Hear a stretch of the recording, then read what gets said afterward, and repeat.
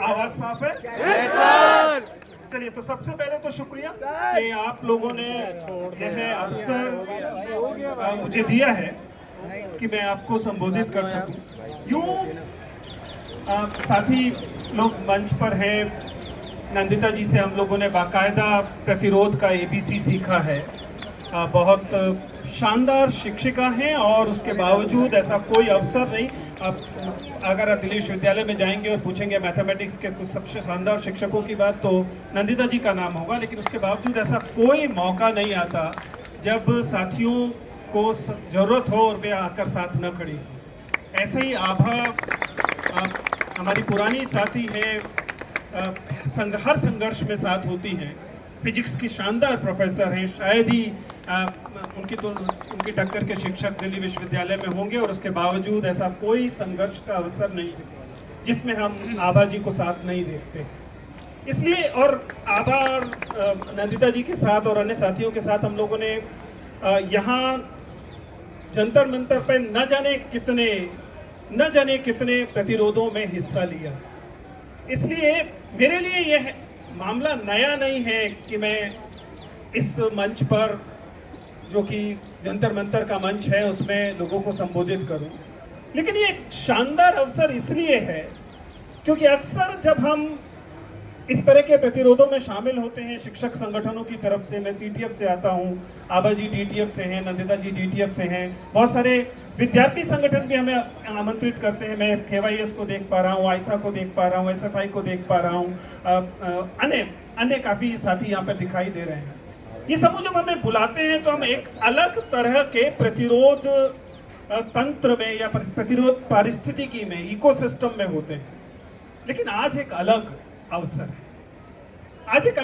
है, क्योंकि आज वे युवा भी यहाँ पर हैं, वे युवा जिन्हें अब तक ये बताया गया था। हम लोग अक्सर क्लासरूम में इसका प्रतिरोध बताते रहे हैं, लेकिन वे सारे युवा हैं जिन्हें उनके माता पिता ने ये कहा कि नहीं, ये जो सड़कों पर जाकर शिक्षक या विद्यार्थी मांग करते हैं, ये पॉलिटिक्स वाले लोग हैं, तुम्हें इनसे दूर रहना। सही बात है सर। तुम तो मेहनती पढ़ने वाले बच्चे हो, तुम्हें कोटा जाना है, तुम्हें और कोचिंग सेंटर्स में जाना है, और तुम्हें केवल अपनी परीक्षा की तैयारी करनी है, और इससे तुम्हारा चयन हो जाएगा, इससे तुम्हारा एडमिशन हो जाएगा, या तुम्हारा रिक्रूटमेंट हो जाएगा। हम लोग लगातार बताते रहे कि ये दो अलग अलग बातें नहीं। हम बताते रहे कि एक खूबसूरत दुनिया का तस्वुर और मेहनत करके अपनी परीक्षाओं को पास करना, ये दो अलग बातें नहीं है। ठीक वैसे जैसे कि नंदिता मैम का अपनी क्लास में, सेंट स्टीफन्स की भरी हुई क्लास में मैथमेटिक्स को डूब कर पढ़ाना और उसके बाद जंतर मंतर पहुंचकर अपने अधिकारों के लिए विद्यार्थियों और शिक्षकों को जगाना, ये दो अलग बातें नहीं है। ये दोनों एसेंशियली एक ही बात है। मैं दिल्ली विश्वविद्यालय के कॉलेज में पढ़ाता हूं, और हमारे कॉलेज में एक शानदार शिक्षक हुआ करते थे, और हम लोग जब टूटा के मूवमेंट्स के लिए, टूटा यानी दिल्ली यूनिवर्सिटी टीचर्स एसोसिएशन, उसके लिए जब हम उन्हें मोबिलाइज करते थे, तो वे बहुत शानदार गणित पढ़ाते थे, साहा साहब। उनसे कहा जाता था कि सर चलिए, एक जरूरत है कि हम किसी मांग के लिए हम लोग जा रहे हैं मंडी हाउस से जंतर मंतर जाएंगे, आप साथ चलिए। तो अक्सर कहते थे नहीं भाई, मेरी क्लास है, क्लास नहीं छोड़ूंगा, क्लास नहीं छोड़ सकता हूं। तो हमने, हमारे वे लोग जो मेंटर थे इस आंदोलन की दुनिया के, उनसे कहा कि सर आप इन्हें क्यों नहीं कभी कहते, इन्हें कहिए कि ये भी हमारे साथ चला करें, आखिर ये तो शिक्षकों के हित का ही मामला है। तब उन्होंने इसका ठीक दूसरी बात, उन्होंने कहा ये बात बिल्कुल सही है कि हम जिस संघर्ष के लिए जा रहे हैं, वह संघर्ष अगर हम सड़कों पर कर पाएंगे, तब डॉक्टर साहा अपनी क्लास में ईमानदारी से कक्षा ले पाएंगे और उस कक्षा से स्टूडेंट्स की जिंदगी बदल पाएंगे। यानी कि ये दोनों एक ही सिक्के के दो पहलू रहे हैं। विद्यार्थियों को कभी कभी ये समझने में समय लगता है। ऐसा नहीं है कि विद्यार्थी ये समझ नहीं सकते, लेकिन विद्यार्थियों को वह नशे की गोलियां दी जाती हैं अलग अलग मंचों से दी जाती हैं, अलग अलग तरीकों से दी जाती हैं, जिसमें इन्हें ये बताया जाता है कि नहीं, विद्यार्थियों में वे विद्यार्थी जो कि अपने हितों की मांग कर रहे हैं, वे कोई कमतर विद्यार्थी हैं, उनके तो बस की नहीं था इसलिए वो वहां बैठे हुए हैं।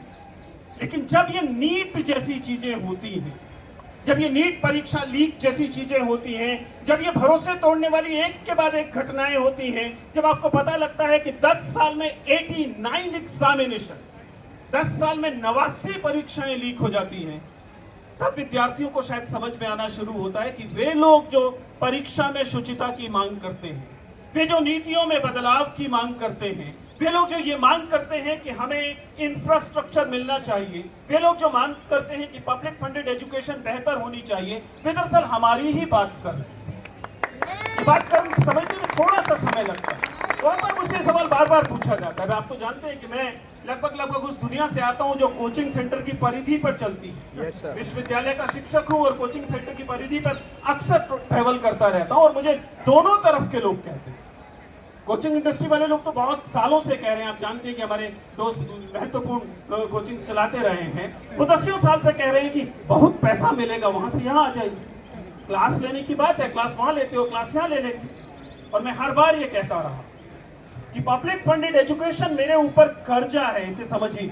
सही बात है। विजेंद्र चौहान जो इस समय आपसे बात कर रहा है, वो भजनपुरे के एक म्यूनिसिपल स्कूल से निकला। कितने लोग यमुना पार से, make a little loud cheer, Yamuna पार।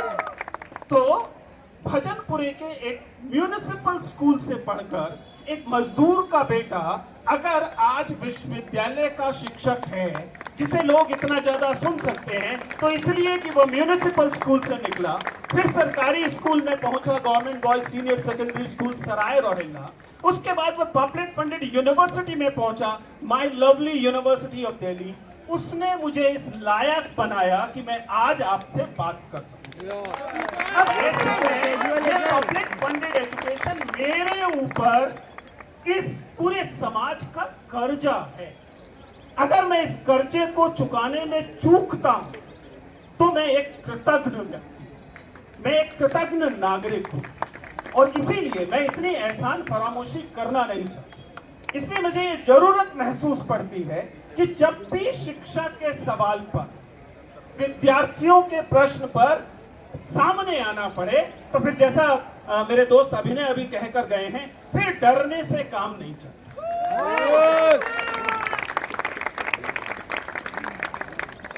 मैं अब अगले 10-15 मिनट जिन चीजों पर बात करूंगा, उसमें 2 बातें प्रमुख हैं।